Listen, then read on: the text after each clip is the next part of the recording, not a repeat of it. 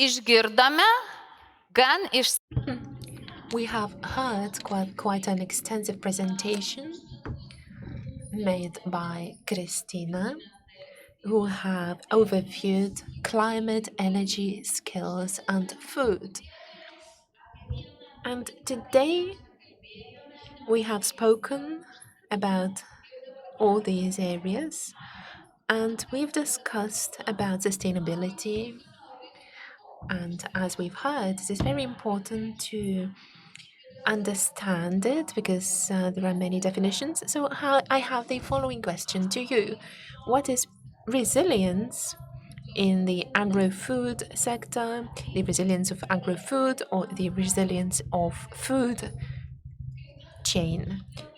So, dear Kazys, you have long-term experience both in farming and politics. So what is this resilience? Good afternoon. Indeed, we don't give a thought to our condition when we are living well, to resilience and also short chain. And it was most acutely felt when war started, and we acutely felt resilience in value chains, and we started calculating our reserves. So challenges make us think about the situation in which our country is at the moment. And we start thinking not just about the amounts we produce, but also about the amounts that we have in our reserves. Are we going to have enough of food if the war continues? And we've noticed that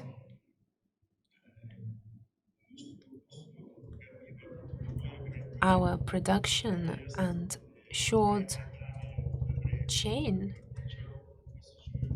looking more broadly in terms of our industry, so our engine was industry, and our expectations were exceeded this year in terms of our GDP. So we had analysis as to which sectors were the most important ones. So it was the agro sector, good yields of our crops and the demand of our crops in the world, and IT. I will not analyze it now, but that's it. So what is needed for this energy of our economy? Not just energy, but also quality, good foodstuffs.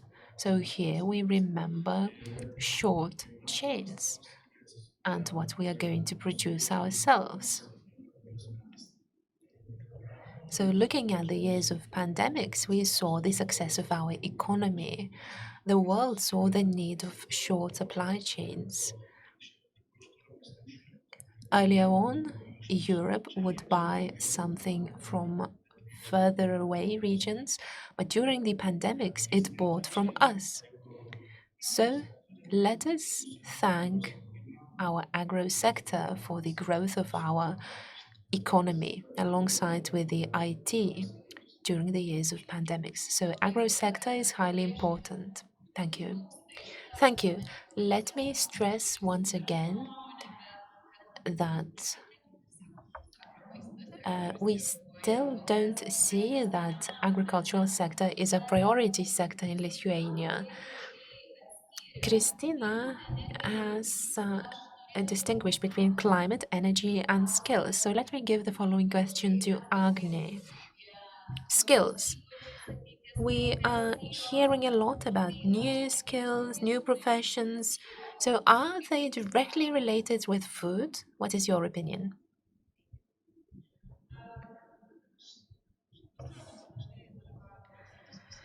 I have been taking part in various discussions recently where we are speaking about future skills, whether it be in the area of production or agri-food sector, and sometimes I get an impression that skills is something in the future.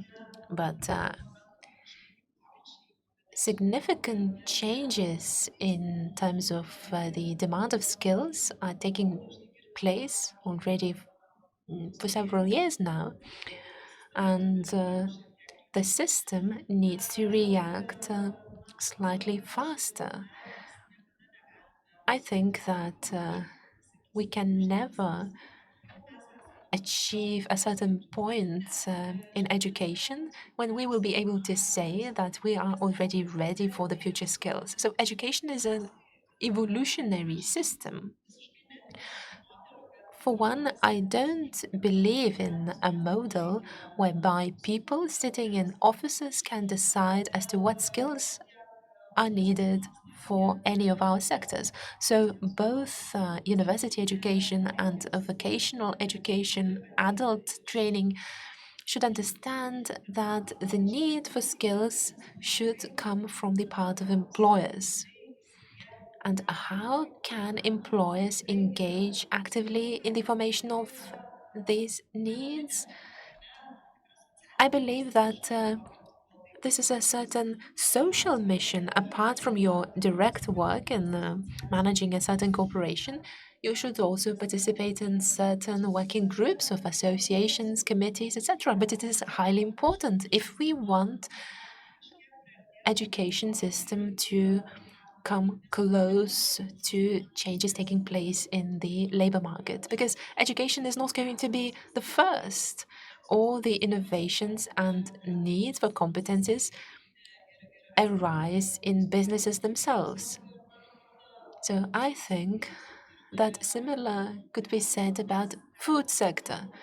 No doubt we can react very quickly.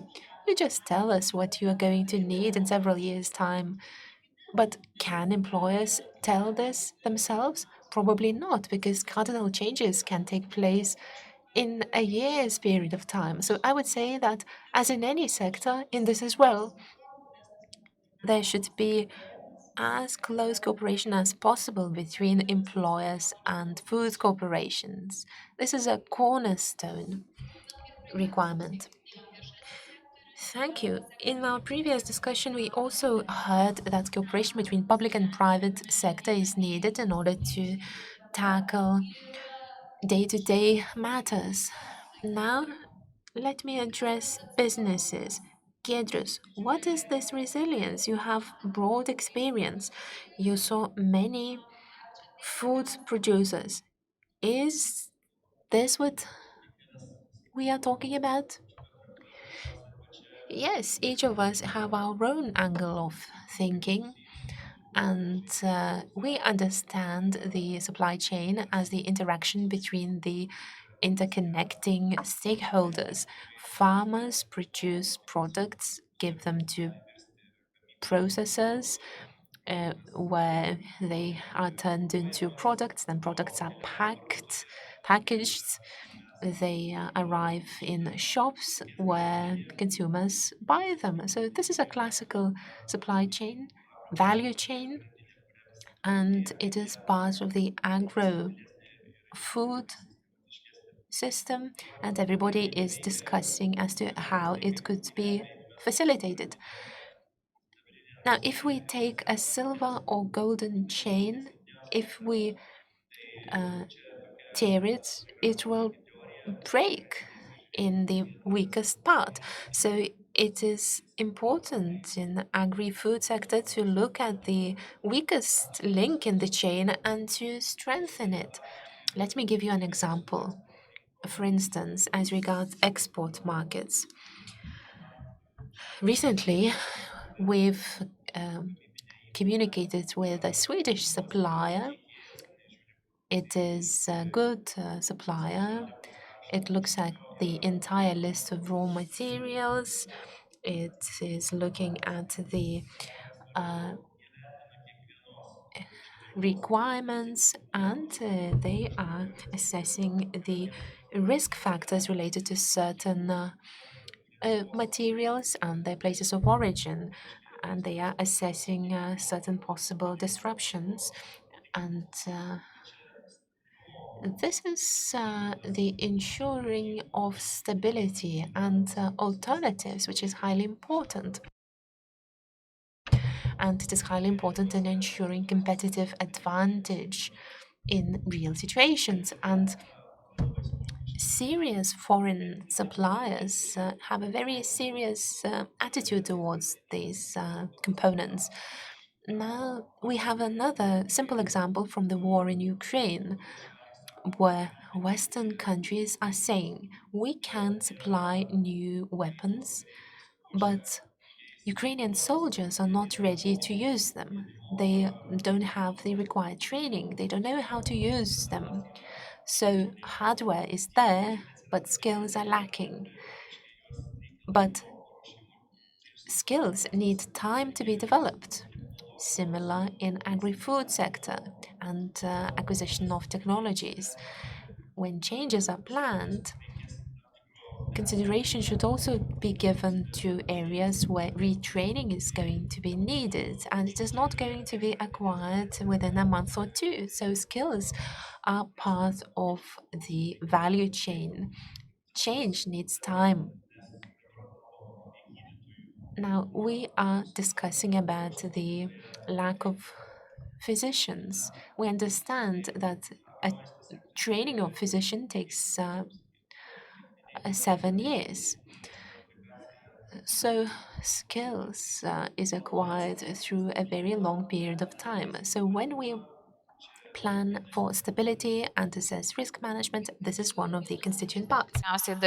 And I hear that this is one of the most important parts if we speak about technologies, innovations. We have depopulation in the regions, number of people is reducing, the average age is reducing. So with the come of the technologies, people have to have the required skills. Let me move to energy. We talked about the COVID crisis, the pandemics, war in Ukraine, and we're talking about energy crisis that shook the entire Europe.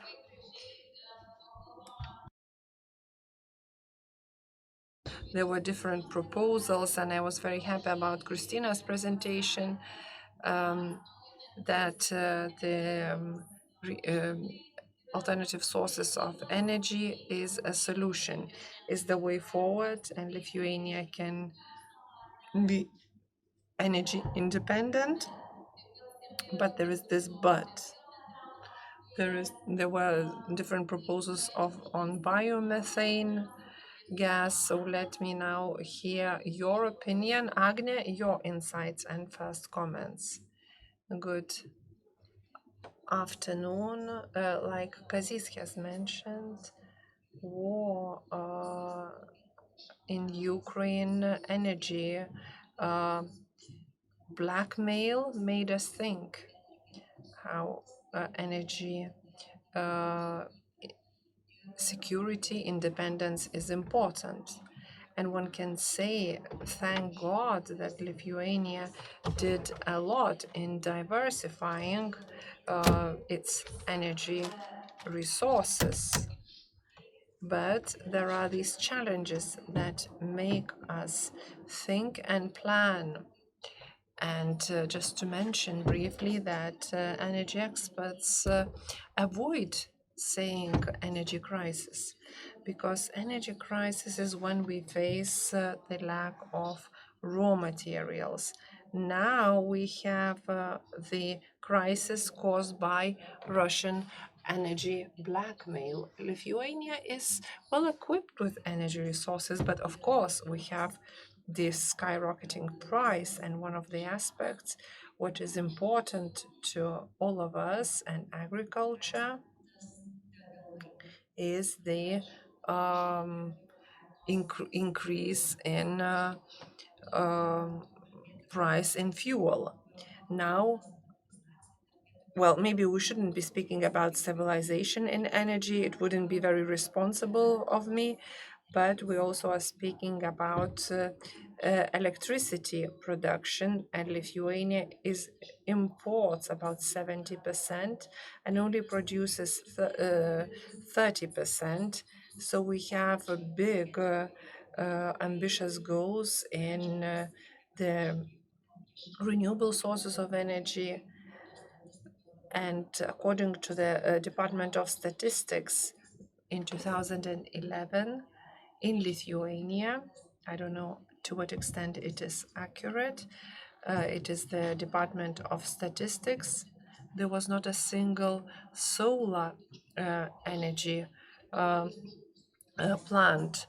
And we see a big breakthrough, and we have become energy specialists at home. Skills in energy are very important, and as Kristina mentioned, energy efficiency made us think, because if every year in Lithuania the consumption of electricity increases by 2% because of the improvement in the economic situation, we started thinking what we need, each and every one of us. How can we reduce the bills by shaping proper skills and resources? And of course, the media is different. And this is what our energy experts say. Once we change our everyday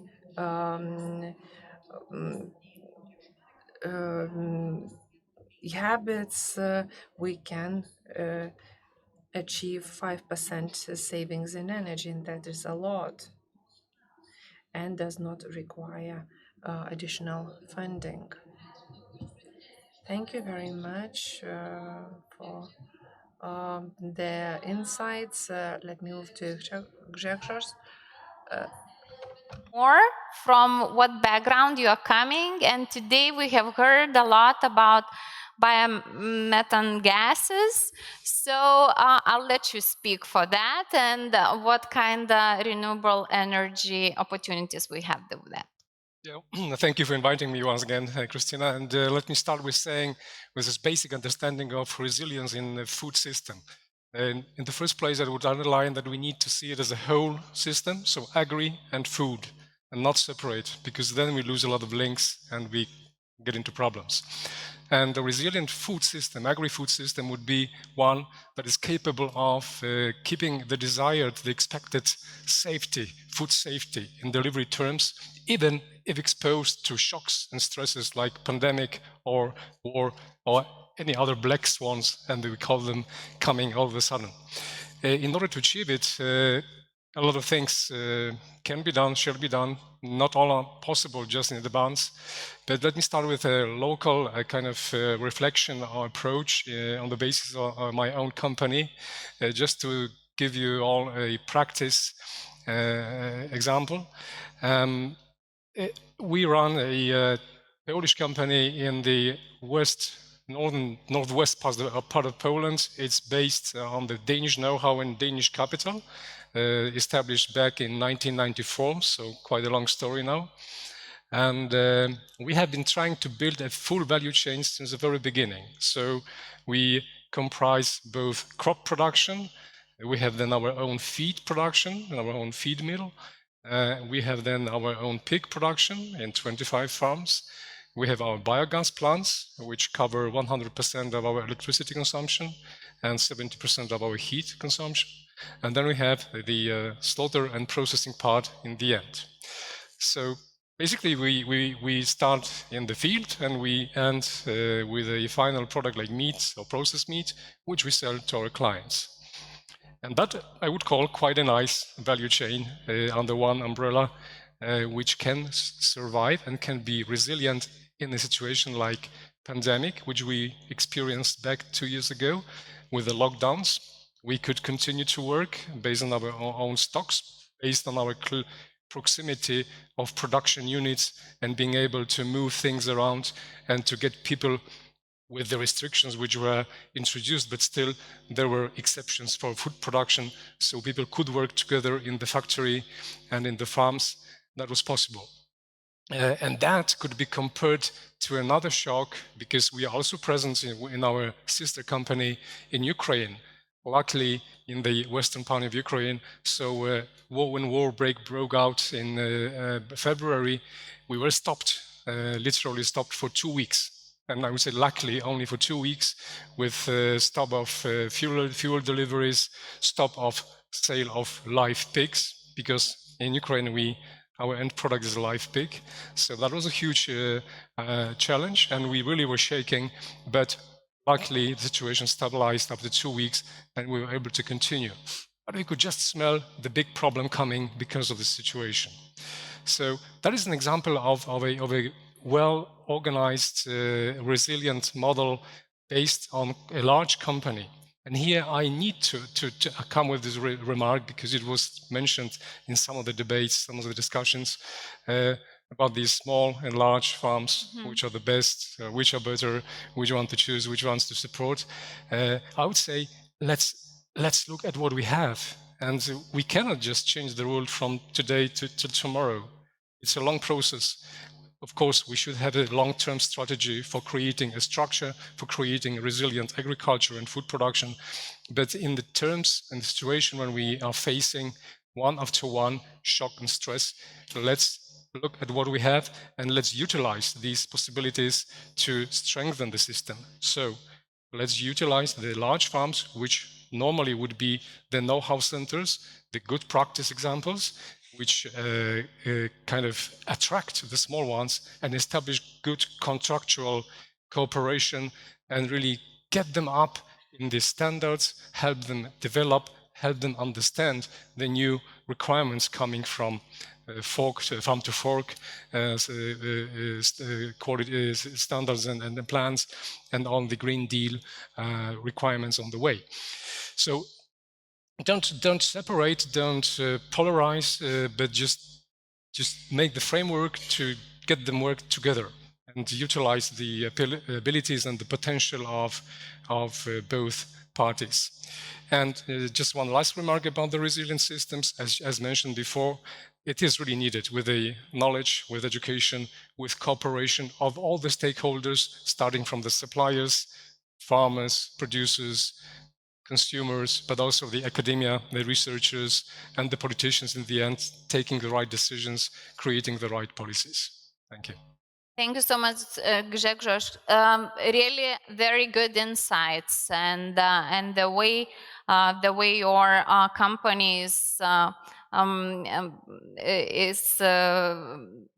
doing the business, and you just showed very good example of how you're overcoming and becoming more resilient. And aš grįžtu prie jūsų, Kristina, ir prie jūsų. I am coming back to you. We listened to different opinions, and my question is, what steps, specific steps and tools we need? Because in the previous discussion, we discussed that we need closer cooperation of business and public sector, that science is also important. What do you think, and how do you see what steps we need? Because we are talking now that this is a necessity now. We need to be resilient. You mentioned lots of good things which would respond to what you are saying. What could I add from this resilience theory? What is important? Variety is important. Variety or diversity in agricultural structure, as well as supply chain, value chain, how we produce food, how we bring it, how we transport, so we could ensure that If there is a need, if there is crisis, like we had today, this basically chain would not be disrupted. Well, a lot was for digitalization, technological things, to manage these technologies, to make them work well. But if we were to come back to what the minister said, sometimes it is important to remember fundamental agronomy principles and not to only think about technological breakthrough, but what we might have forgotten, practices that are discovered once again. So this broader spectrum of tools, how we are moving towards transformation, is quite essential. Also, as regards resilience, well, being flexible is important, that we can adjust to the changing situation using the changes in the system, utilizing them, that we are not just, trying to come back to the status quo or how it used to be, but we are moving forward and trying to adjust to changes. And also moving forward. So this is very important.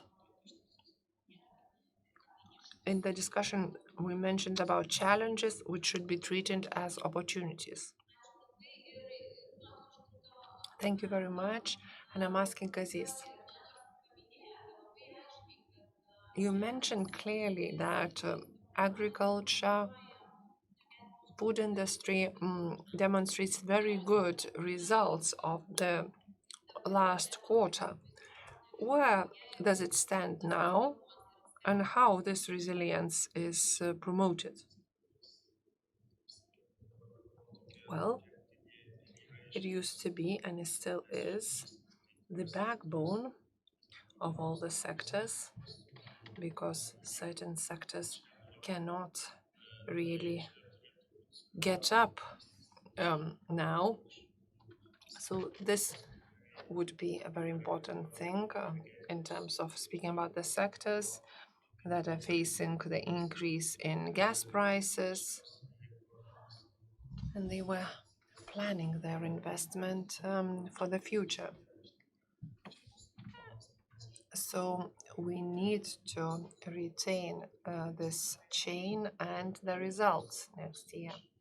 And the companies that win are the ones that have solar parks. So there are separate companies that generate electricity and sustain themselves and look for new ways, and via the Ministry of Energy. And what is important is to make it as accessible as possible. Let us preserve what we have. As for short chains, we mentioned public sector, kindergartens.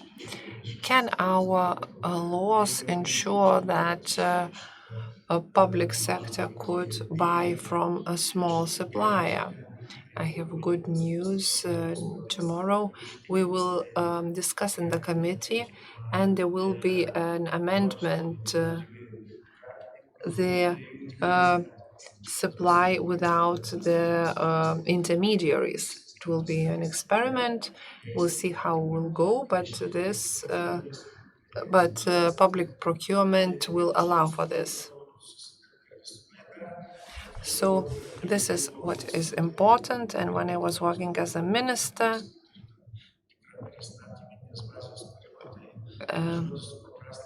so this simplification is important. Some things were done. I will mention some of them. We discuss with farmers, but when we build the power plants, you don't need to change the purpose of the land use. So I think the ministry is on a good road, so to say.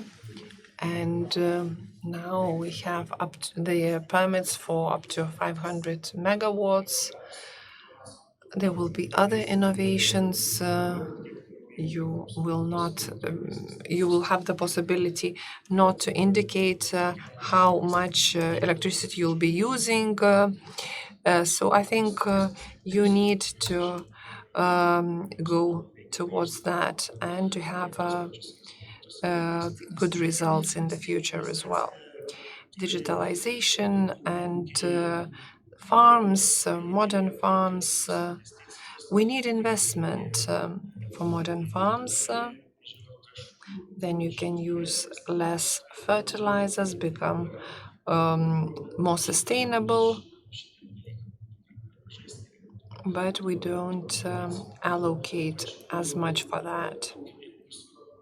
And as regards the farmers, it's important that our programmers have good IT programs, so everybody can use mobile phones now. What is important is the application. So if you have a good application, you can the uptake can be really good. Sometimes ask people to write something by hand, then they make mistakes. So they also lose certain skills. So it's important to encourage and to use the tools to go forward in order to improve the food supply chain. But business say that it's not as easy. But it's important not only to retain the food supply chains, but also to have what we have. Mrs. Agnė, just to ask you, we heard from business that skills take certain time, or we are talking about healthy food in kindergartens. But people say that this healthy food will not be consumed by our children, but this is related to the change of the approach. What is your opinion? How fast we can change these skills? Well, formal system of education works in the following way. At first, we need to update, license certain programs, or also change professional standards. Somebody changes the program, then it is accredited, and for 2 or 3 years it will be drafted. So you see how much you really are doing and how long does it take, then you understand that. And this is the competence of teachers. So they know how to do things. You don't need to have everything in the textbook in order to share the knowledge. The involvement of employers could be direct. Let's think about the apprenticeship, for example. The technologies change and the state is not able to invest into innovative equipment at the universities, colleges that much. If we could split this process, that theory could be taught at school and all the practical stuff would be in a real workplace, that would make the process much easier. And the employer would have a young person with more possibilities to get a job. But this is not as easy as it seems. You need to have a master, the best person to also supervise, and that costs to business. in terms of human resources and money and investment to their employees. So we're trying to do our best as a state to help as much as possible, and we're talking about resilience and so on and so forth. So increasing the resilience of economy through the resilience facility will be focused on apprenticeships. So the employers of the sector should also think about that, because we would need a tool where would be subsidizing the salary of apprentices, and people will be eligible, so we could develop these people in those sectors. And I would encourage the cooperation, because without it, in the area of education, it would be impossible to have everything. We need to get the impulses from employers, from businesses, and to make the decisions.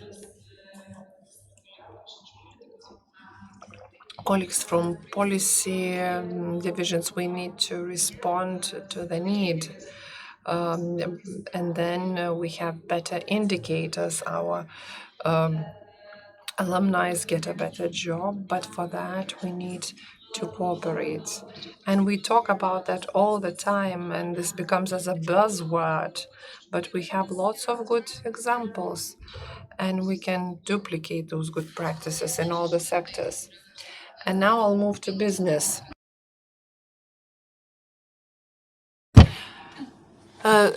Well, we had different opinions, but it's difficult to answer unilaterally. It depends on people, on the relationship.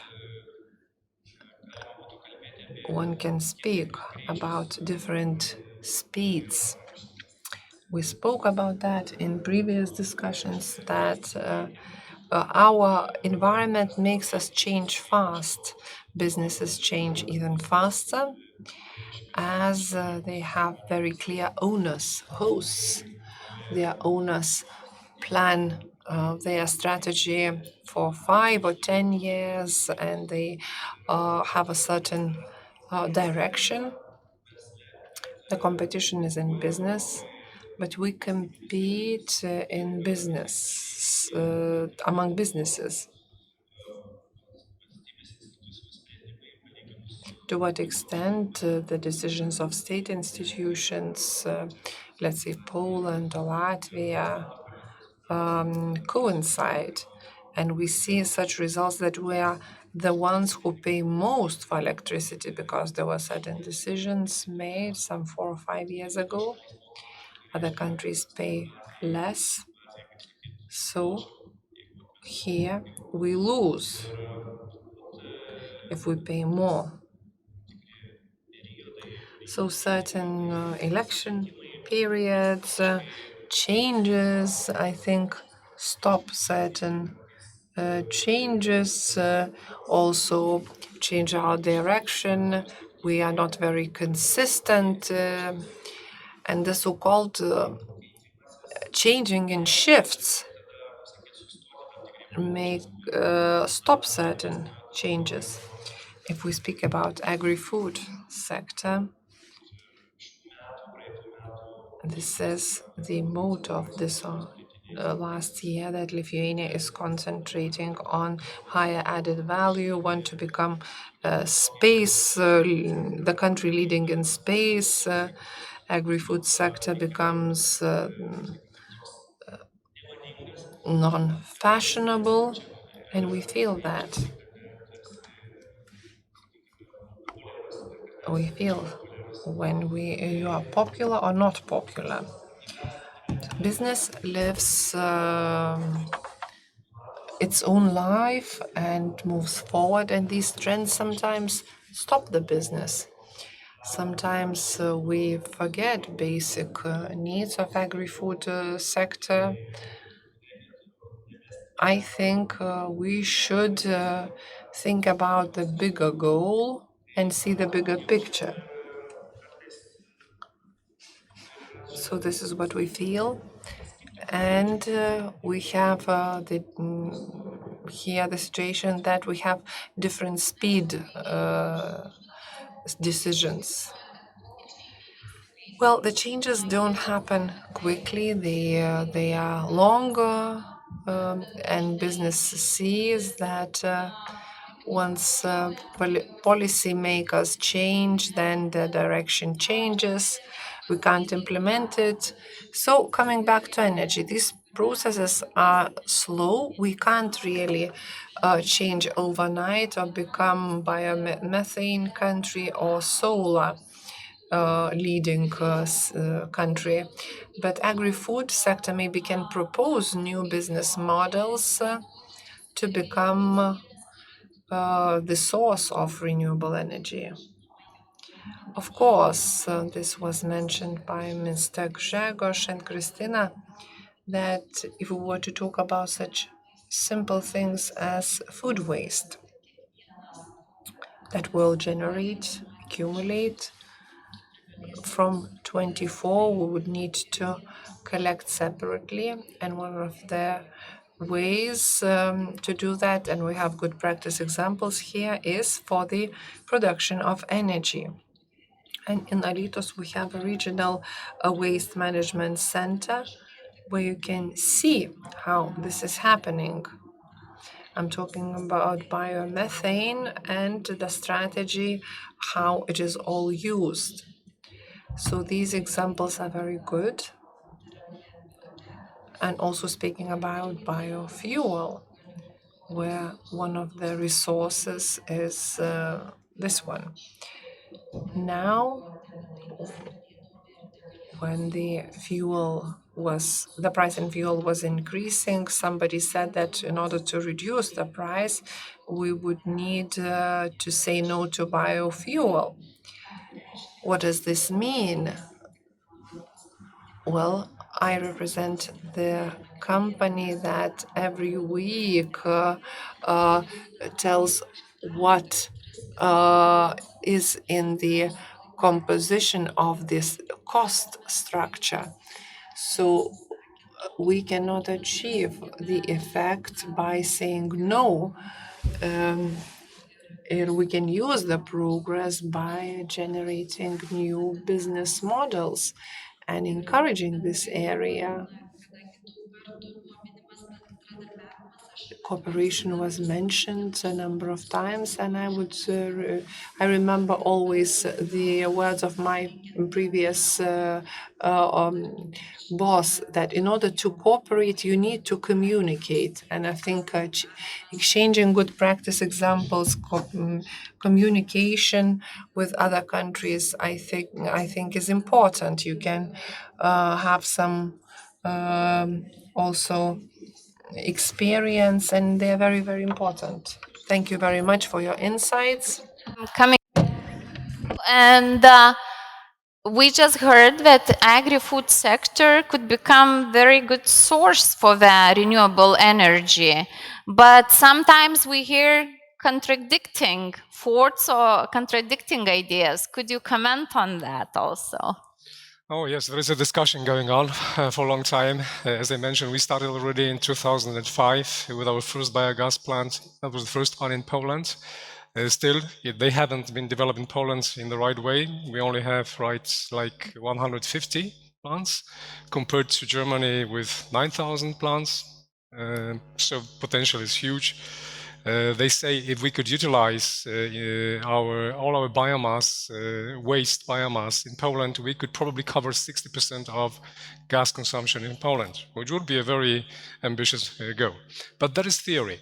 The practical part of it is that we need to look at the very concrete location of the plant, really to design it in accordance to both technical parameters, the source of raw materials which you are going to put into the plant in order to be sustainable again and not transport them from long distances, find them locally, whether it's waste from food processing industry or animal manure, which we do, or some biomass which we find in our fields, or slaughter waste which we take from our slaughterhouse, also very close. That would be the perfect setup, not going far to get the raw materials again, you have something after the biogas process, of the fermentation process.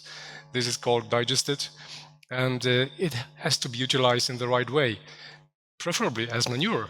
And that goes very well in line with the present situation where we want to replace mineral fertilizers with natural fertilizers, both because of the Green Deal and farm to fork ideas, and the political situation and problems and ethical problems as well about importing fertilizers from east of our countries.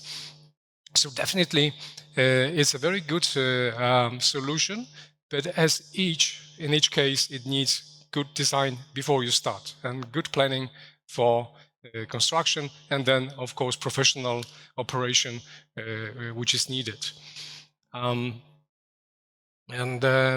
In order, just an example, we have been talking very much about this shift of mindsets and also technological shift, which can be sometimes fast. And we experienced that in the pandemics, where we are very quick about changing from physical meetings into online meetings, just buying some equipment and learning how to use microphone and earphones. Very easy, very quick. That's not possible with transition in the renewable energy, because that takes time. Think about the procedures. In Poland, 2005, when we built our first biogas plant, it took us 1 year from the idea until construction, which was very quick.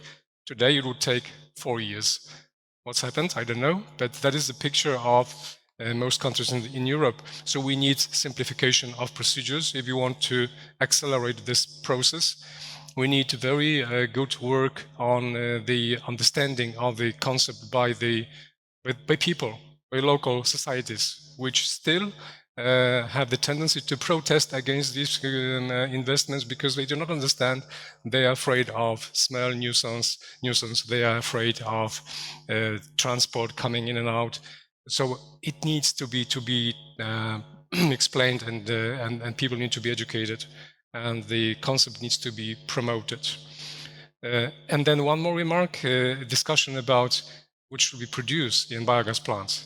Energy, electricity, and heat, meaning you have a cogenerator producing electricity, which you use yourself, you put into the grid, then you cool down the engine, you have excess heat, which you can utilize, a very nice setup, or clean the biogas into clean methane, which could be a good solution if you are close to the gas grid.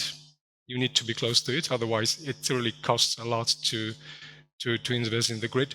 But the difference between the price of a 1 megawatt biogas plant based on electric engine and cleaning of methane would be 40% plus if you choose methane, clean methane. So there is a limitation to this step, which even could be more preferable, but it needs more framework, it needs more resilient and sustainable financing, which will be very crucial here. Yeah, funding, it come up that, yeah, we always need funding, so we'll come back to that topic also. Gal mes turime iš salės ar... Do we have any comments or questions from the audience, please?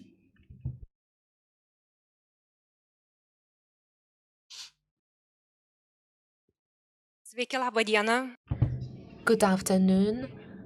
My name is Ingrida Grutienė from Kaunas College. I have a question to Agnė Kudarauskienė. Since we are talking about higher education training center, do you see a problem only here? Because this sector collects very small groups of students. And we can see that we have very direct cooperation and communication with companies, but we can't tackle certain problems. In our college, exams are profiled and students get too low grades. Yet another problem is that students select their studies not in terms of what they want, but in terms of where they can enter. Thank you. This is yet another good question, and we need to mention yet another reform, professional orientation, and it is designed at understanding of one's skills and talents and what you need to learn in order to enter one or another sector, so that high school students on graduation would know not just how to pass school exams, but they should also know what they want and can study. Yet another thing is that we often take part in various discussions, also in the parliament, and I discussed in the Committee on Rural Affairs the need for agricultural specialists. And there is a demand for such specialists having both vocational and higher education training. So the state can increase the number of funded places in educational establishments, but the community itself should engage here as well. And here we need awareness raising activities. I myself worked in the engineering industry, and I remember that since 2016, representatives of associations and confederations were knocking on all doors saying that we need engineers. Engineering industry needs experts. And we could see that in the period of 5 years, there was a peak of those professions. And the word engineering is already in the ears and minds of young people. So we should all of us work together to make agricultural sector attractive to work, so that we could engage as many young people as possible. Yet another problem that you've mentioned is that people want but they can't. This is yet another problem. All of us understand that worthy people should enter university education. Wishes is not what is needed only. They need certain capacities as well. So all of us might agree that we don't need more diplomas, but better competencies. Thank you, Agne. Our discussion is drawing to an end, and to sum up, let me ask each of you, since we have this versatile discussion, and this is a serious discussion, not a one-sided discussion. So, are there practical actions that we could take tomorrow in order to have changes? So, each of you, please, Kristina. Well, resilience is something big. We are not going to change in a day.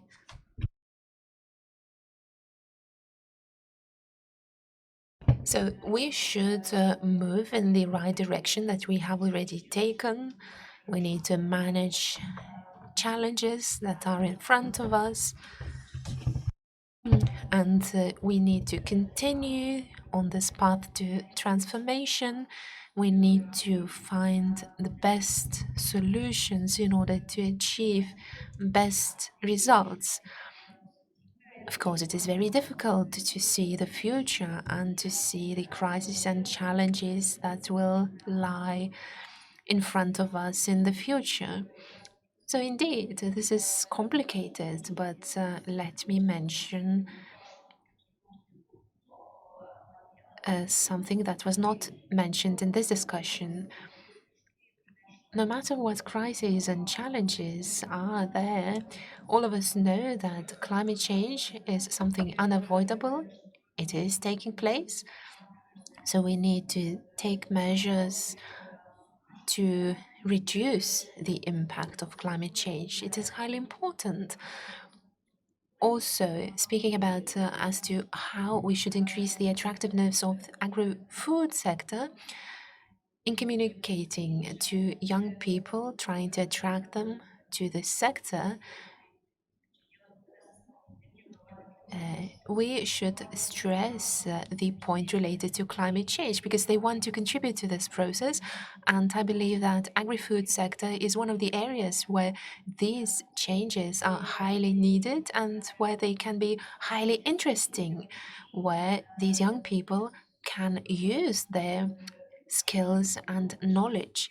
I haven't studied in this area, but I believe that it is possible to apply knowledge acquired in studies in this sector and to contribute towards this transformation.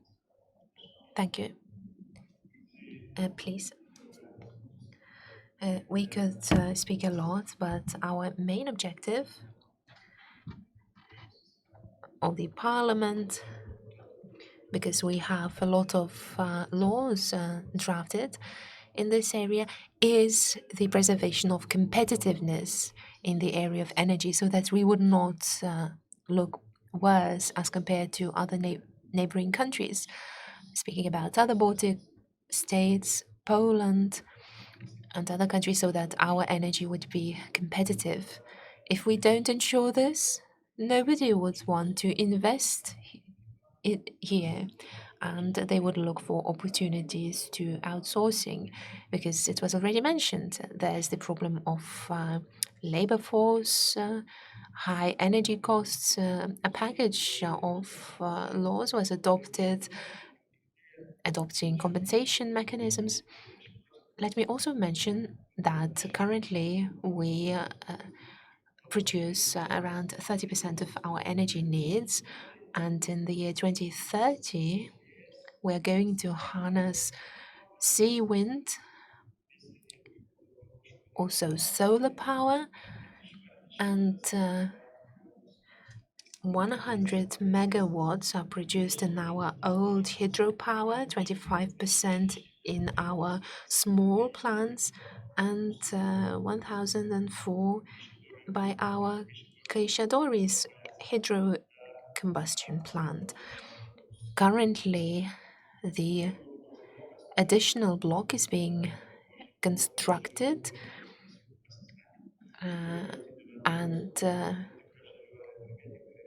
we understand that it is going to produce green energy. Turbines are going to be installed, and in addition, nuclear energy. Without it, we are not going to tackle this.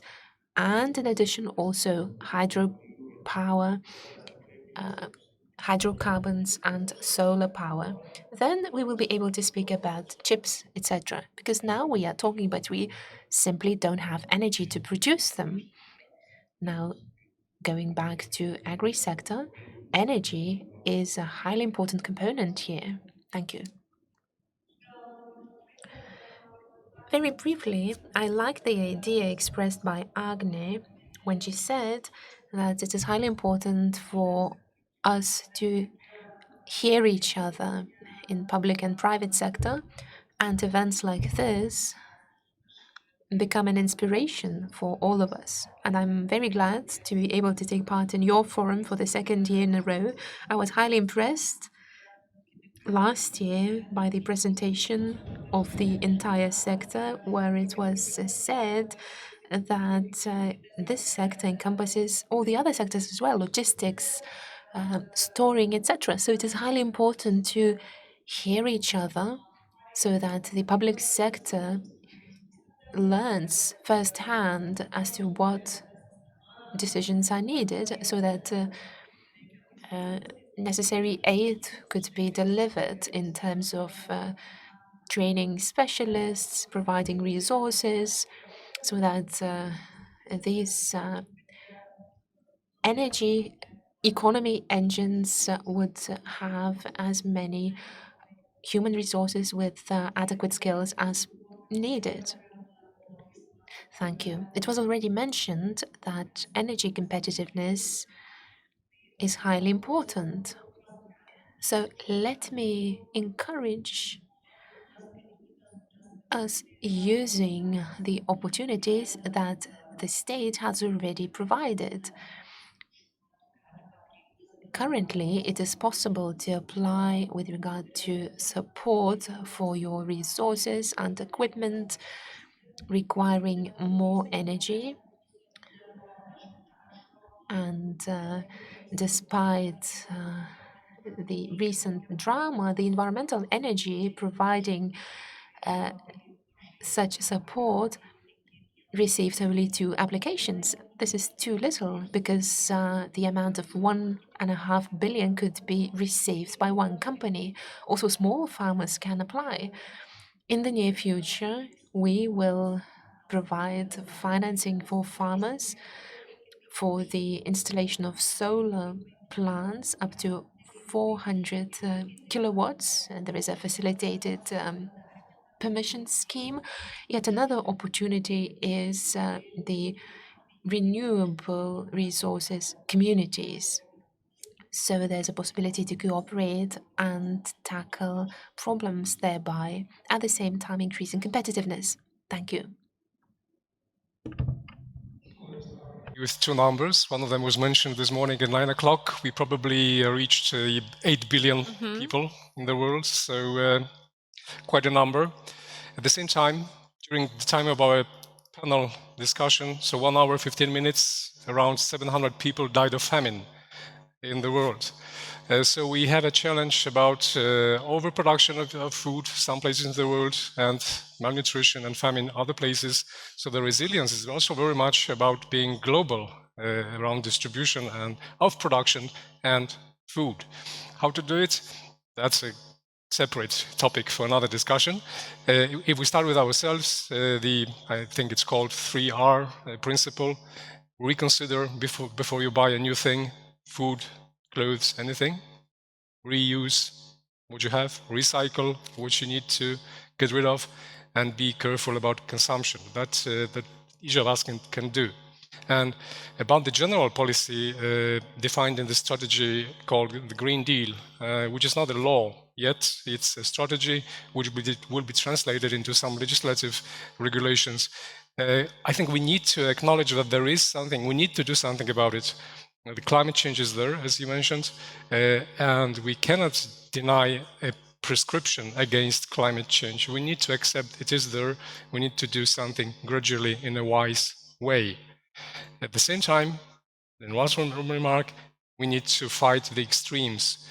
When we hear, and yesterday I met Algis, we were sitting there in Brussels, we discussed the new challenges which are defined, especially around animal production in Europe, with plans like even stopping animal production at all. That is called Stop Slaughter Age, I think, initiative with that name.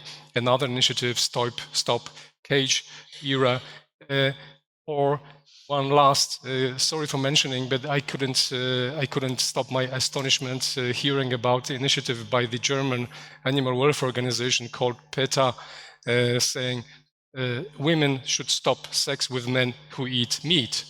Where are we going? I ask a question. So we need to find a balance. We need to find a balance and make a wise transition. And of course, we can reduce consumption of meat in Europe because with 70 or 80 kilos per capita per year, we can reduce at least by half. And we can remember time in the 80s when we ate much less and we lived quite good lives. So let's do it in a wise way and find a solution, because we cannot find a vaccine as we found against COVID-19. We cannot find it against climate change and the other Thank you challenges. so much. Thank you. And Giedrius. Thank you.